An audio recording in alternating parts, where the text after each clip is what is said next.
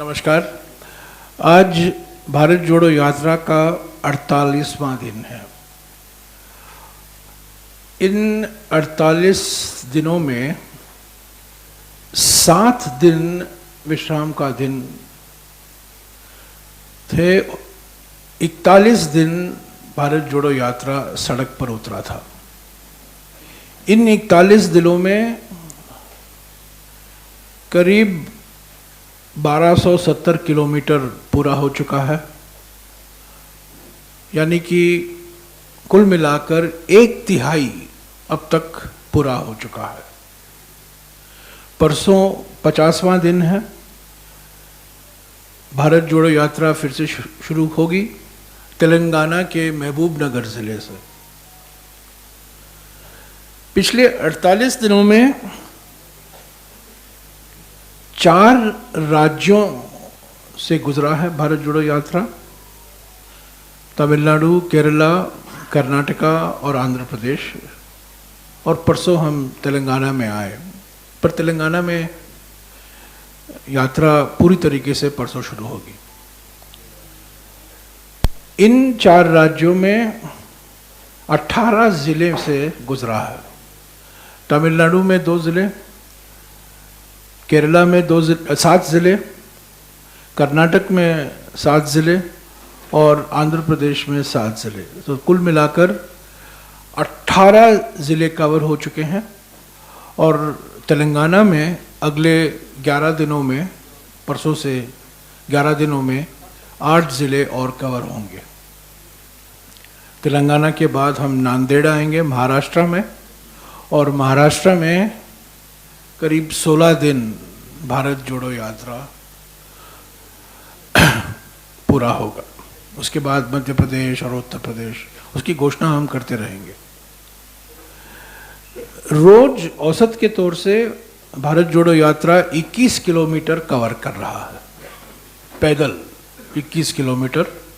सुबह औसत की तौर से कुछ दिन ऐसे हैं ज़्यादा है सुबह, कुछ दिन, मैं सिर्फ जो आंकड़े दे रहा हूँ ये औसत के तौर से आंकड़े हैं। सुबह करीब 12-13 किलोमीटर औसत चलते हैं और शाम को करीब 8-9 किलोमीटर चलते हैं। रोज कुल मिलाकर इन 48 दिनों में करीब 50 संस्थाएं राहुल गांधी जी से मिले हैं दोपहर को।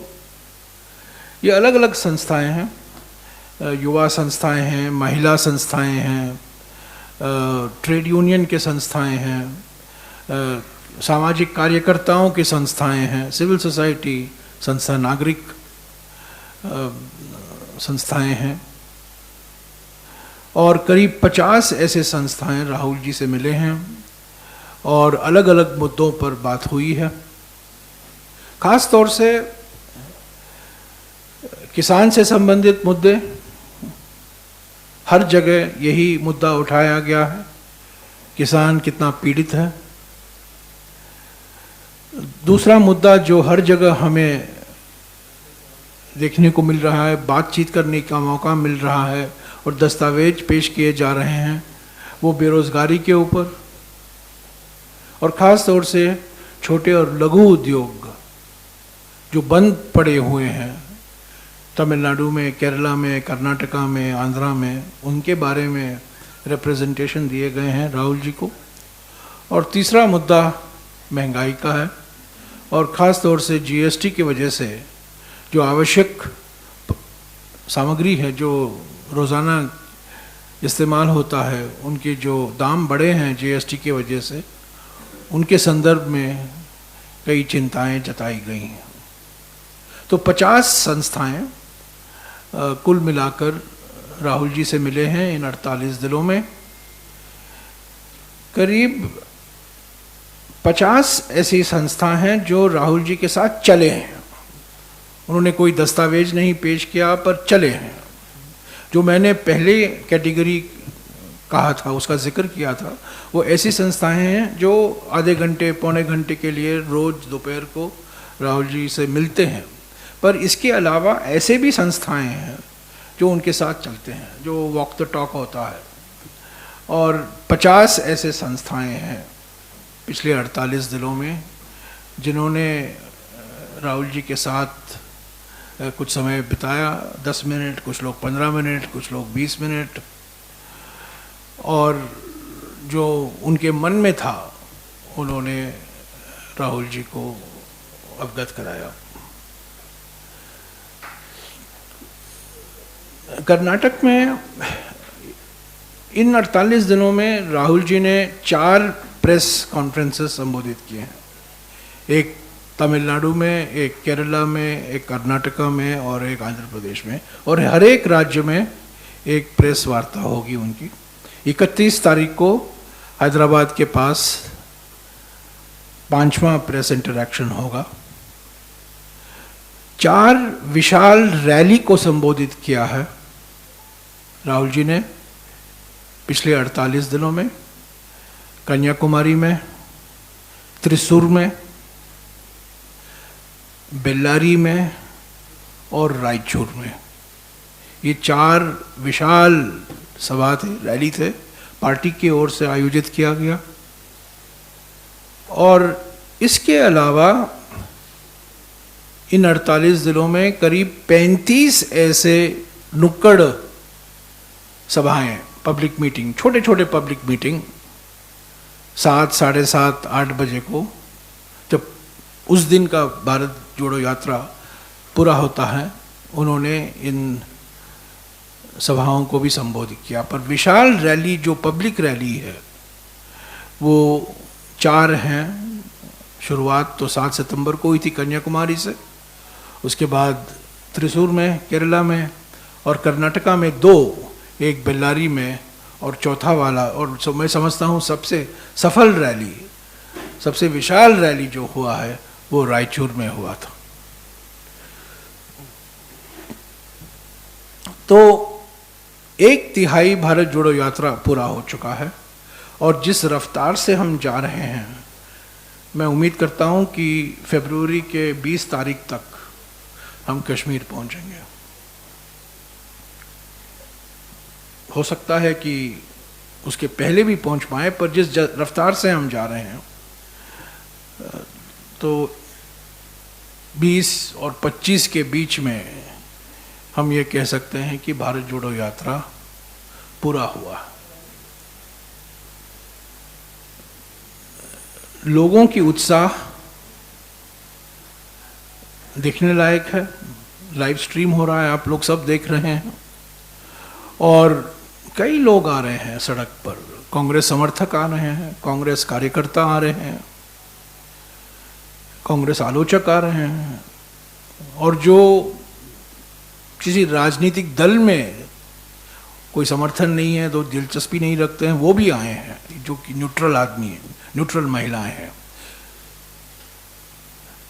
और जो उम्मीदें थी हमारी, हम ये मानकर चल रहे थे कि तमिलनाडु और केरला में तो हमें बहुत सकारात्मक रिस्पांस मिलेगा जनता से, पर कर्नाटक में जहाँ बीजेपी की सरकार है, उनके प्रयासों के बावजूद लोगों का जो रिस्पांस है वो बहुत उत्साहजनक था।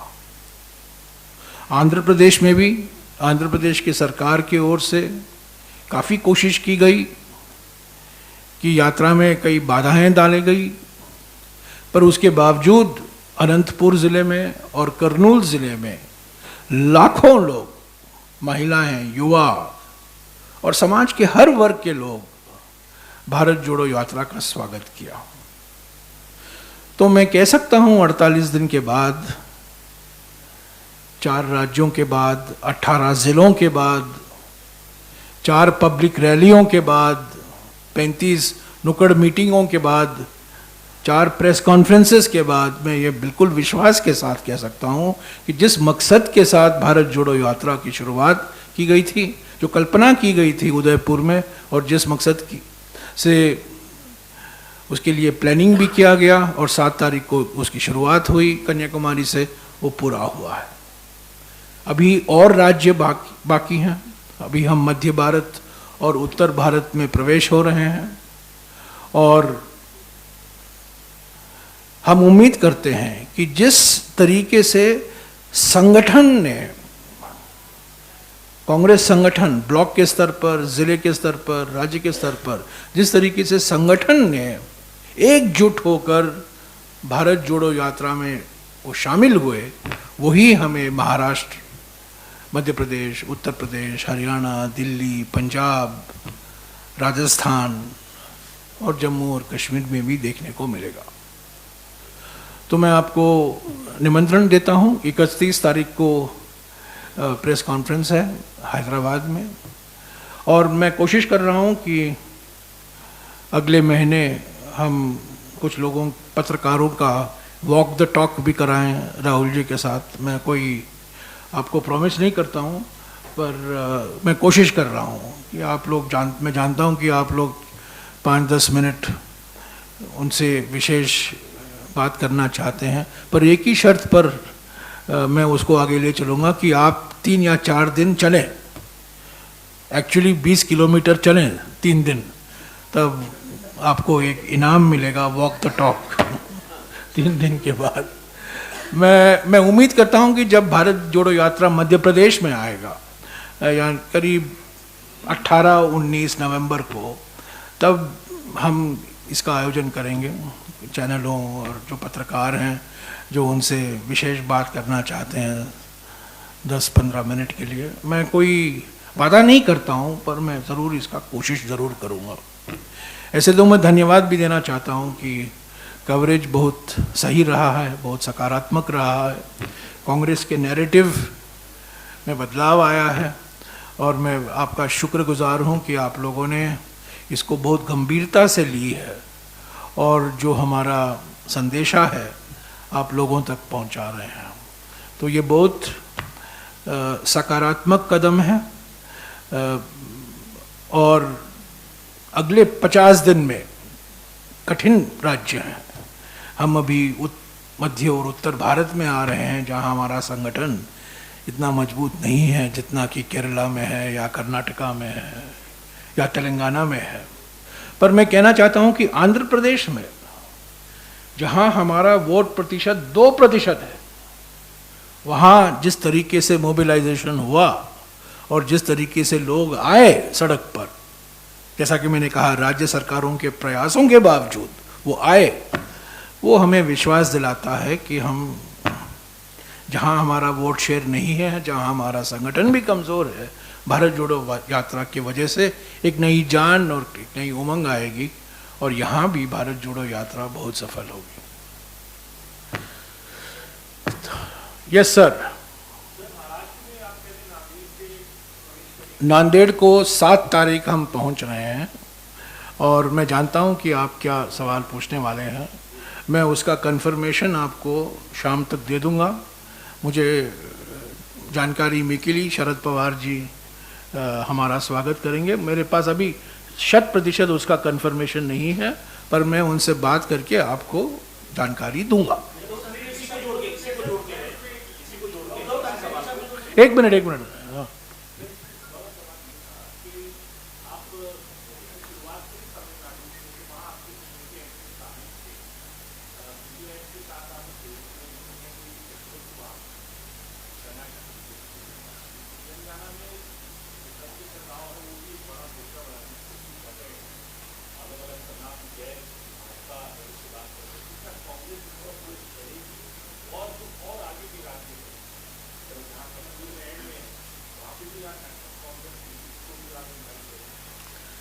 तमिलनाडु में हम डीएमके के गठबंधन के एक महत्वपूर्ण अंग हैं। केरला में हम सीपीएम के साथ मुकाबले में हैं। कर्नाटक में हम जेडीएस और बीजेपी के साथ मुकाबले में हैं। आंध्र प्रदेश में हम 2 क्षेत्रीय पार्टियों के खिलाफ लड़ रहे हैं, वाईएसआरसीपी और तेलुगु देशम।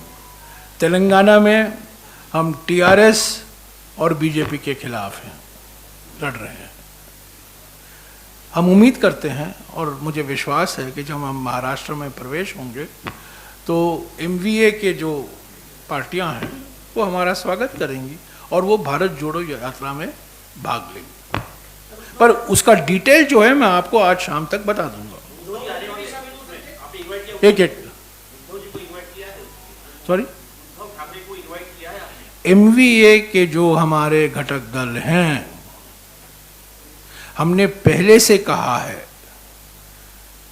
किसी भी राजनीतिक दल का स्वागत है जो भारत जोड़ो यात्रा के मकसदों का समर्थन करता है। एनसीपी के साथ हमारा गठबंधन है, शिवसेना के साथ हमारा गठबंधन था, हमारी मिलीजुली सरकार महाराष्ट्र में थी। तो वास्तविक है कि उद्धव ठाकरे जी और शरद पवार जी भी भारत जोड़ो यात्रा में भाग लेंगे, पर मैं उसका एग्जैक्ट डिटेल कब कहाँ नहीं पता, आज नहीं बता पाऊंगा। मैं आपको 1-2 दिन में जानकारी पूरा दे दूंगा। पर जेडीएस को, हम जेडीएस के साथ हमारा कोई समझौता नहीं है कर्नाटका में, टीआरएस के साथ कोई समझौता नहीं है तेलंगाना में, और सीपीएम के साथ तो केरला में सवाल ही नहीं उठता।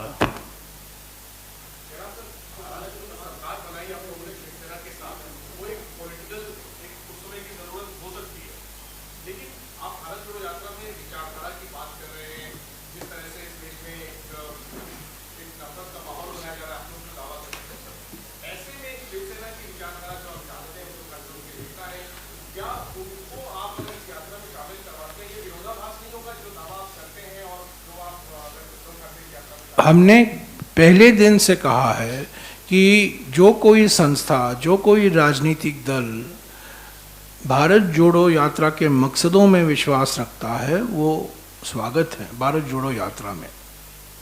मैंने किसी दल का नाम नहीं लिया था, मैंने किसी व्यक्ति का नाम नहीं लिया था, मैंने किसी संस्था का नाम नहीं लिया था। पर आप देख रहे होंगे, मैं किसी का नाम नहीं लूँगा, आप देख रहे होंगे कि पिछले 48 दिनों में ऐसे भी व्यक्ति, ऐसे भी संस्था शामिल हैं भारत जोड़ो यात्रा में जो 2012 में कांग्रेस का विरोध किया था। न केवल कांग्रेस समर्थक भारत जोड़ो यात्रा में शामिल हुए हैं, कांग्रेस आलोचक जो एक जमाने में कांग्रेस आलोचक थे, तो उनके विचार में भी परिवर्तन आया है। पर महाराष्ट्र के संदर्भ में जो आपने सवाल उठाया, मैं जानता हूं कि एनसीपी भाग लेना चाहती है। मुझे पक्का जानकारी नहीं है कि क्या उद्धव ठाकरे जी आना चाहते हैं कि नहीं, पर अगर वो आना चाहेंगे ज़रूर हम उनका स्वागत करेंगे।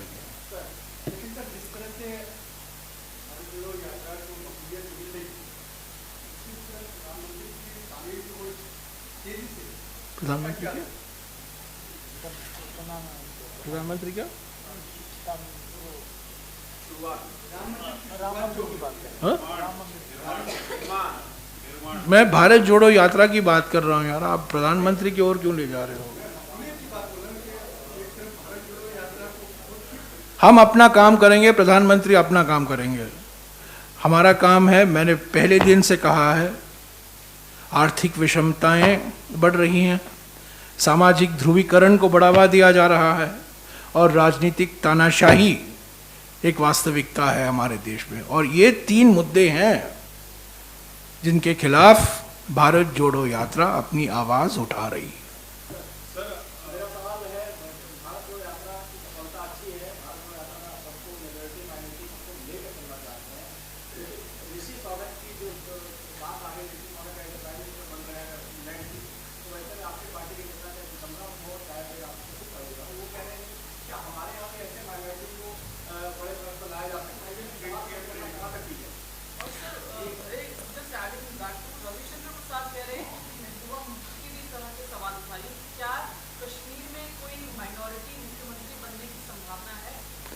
जिनको जनादेश मिलता है वो मुख्यमंत्री बनेंगे। जनादेश मिले, लोकतांत्रिक तरीके से जनादेश मिले और मुख्यमंत्री बने, हमें क्या आपत्ति है? इंग्लैंड की जनता ने उनको, अभी इंग्लैंड की जनता नहीं, इंग्लैंड की पार्टी ने उनको मुख्यमंत्री बनाया है इंग्लैंड का, हम स्वागत करते हैं उनका।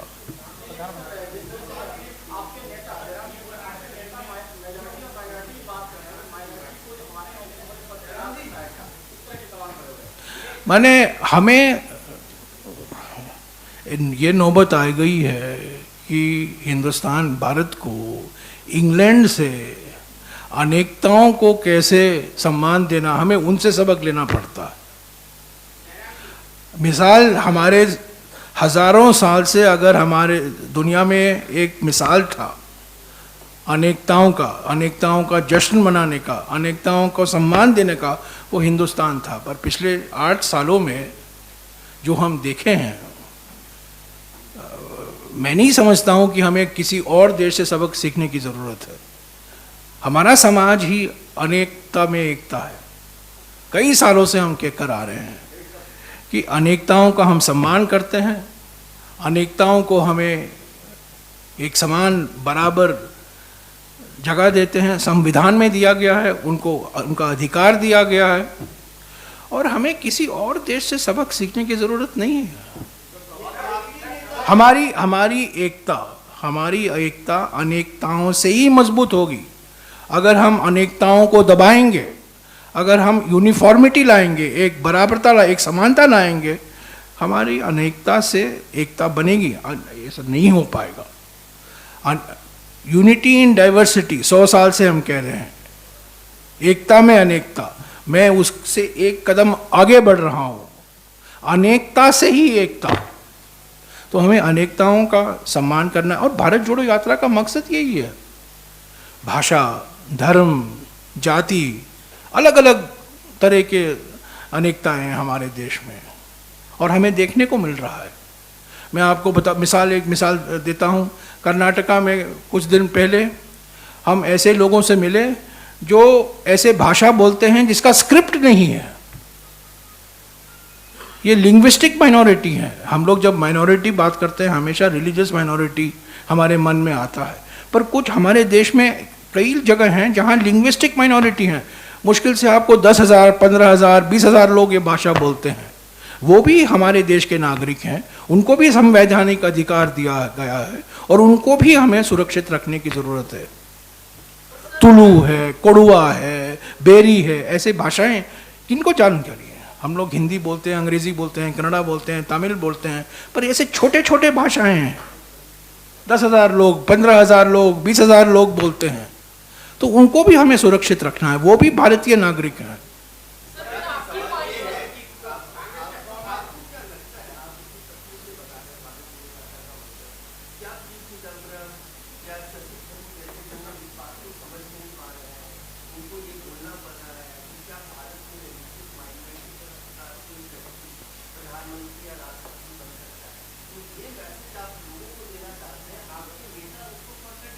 हमारे देश में जाकिर हुसैन साहब पहले राष्ट्रपति बने 1967 में। हमारे देश में फ़खरुद्दीन अली अहमद राष्ट्रपति बने। हमारे देश में अब्दुल कलाम राष्ट्रपति बने। हमारे देश में मैं अगर आपको मिसाल देते जाऊं, राजस्थान में बरकतुल्ला खान मुख्यमंत्री बने। हमारे देश में AR अंतुले साहब मुख्यमंत्री बने।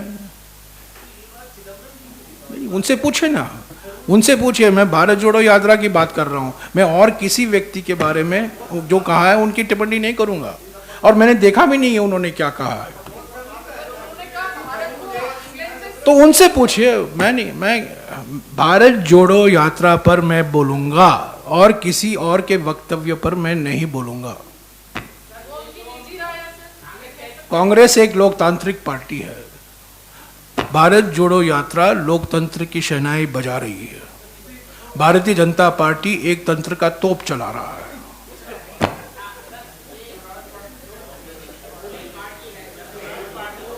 हाँ जी, बस हो गया यार, लोकतंत्र की शहनाई। Thank you, thank you. हाँ,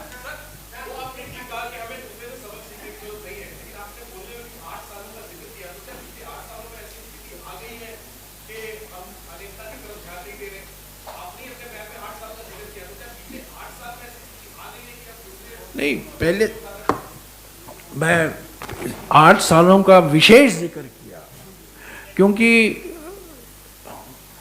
अटल बिहारी वाजपेयी के समय में अब्दुल कलाम राष्ट्रपति बने। अब वाजपेयी जी की सोच और नरेंद्र मोदी की सोच के बीच में ज़मीन आसमान का फर्क है। क्योंकि अटल बिहारी वाजपेयी नेहरू के ज़माने के एक प्रोडक्ट है। मैं आज भी मानता हूं कि अटल बिहारी वाजपेयी जी नेहरू से बहुत प्रभावित हुए थे और वो वास्तविक है। पर नरेंद्र मोदी जी एक ही चीज़ में लगे हुए हैं कि जवाहरलाल नेहरू की विरासत को हम कैसे मिटाएं, तीन मूर्ति को ख़त्म कैसे करें।